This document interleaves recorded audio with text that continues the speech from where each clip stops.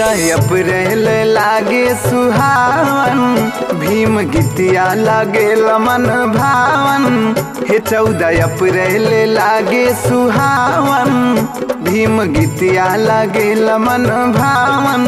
हाँ टाई बेल्ट कोट पैंट सोहेला भीम के सिंगारवा रे, टाई बेल्ट कोट पैंट सोहेला भीम के सिंगारवा रे। रथवा धीरे धीरे ले चले भाई ड्राइवरवा रे, रथवा धीरे धीरे ले चले भाई ड्राइवरवा रे, रथवा धीरे धीरे ले चले भाई ड्राइवरवा रे।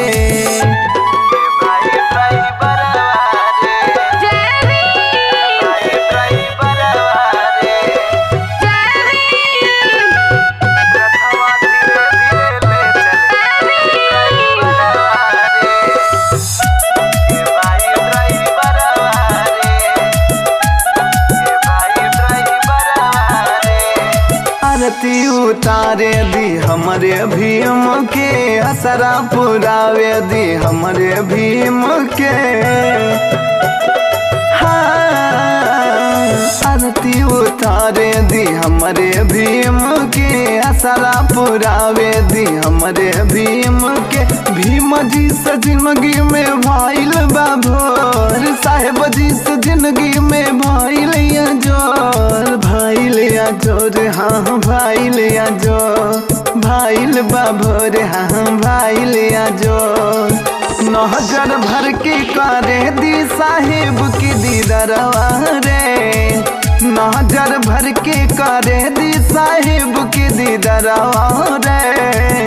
रथवा धीरे धीरे ले चले भाई ड्राइवरवा रे, रथवा धीरे धीरे ले चले भाई ड्राइवरवा रे, रथवा धीरे धीरे ले चले भाई ड्राइवरवा रे।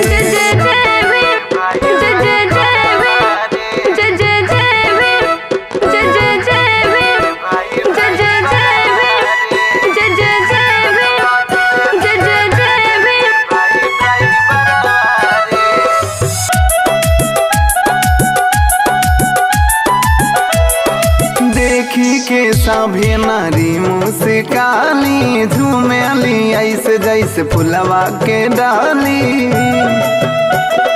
हाँ देखी के सभी सखी मुस्काली, झूमेली ऐसे जैसे फुलवा के डाली। साहेब से मिलल बा हक अधिकार, भीम जी से भाईल बा सपना साकार, सपना साकार भइल सपना साकार।